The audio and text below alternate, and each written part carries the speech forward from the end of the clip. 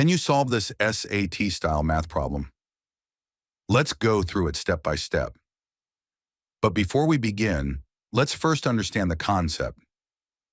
In math, a function takes an input, does something to it, and gives us an output. For example, if you're given the function x plus 3, let's try using some inputs to test the outputs.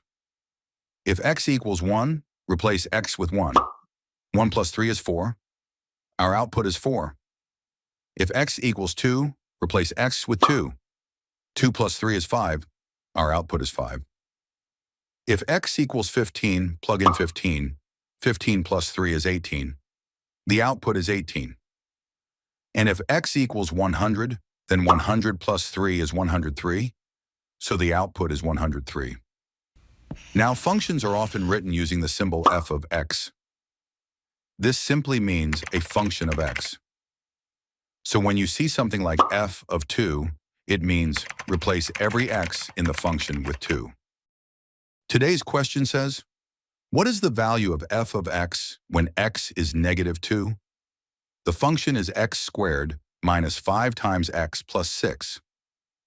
To solve this, we'll replace x with negative 2 in the function. Then work through the math step by step to find the answer.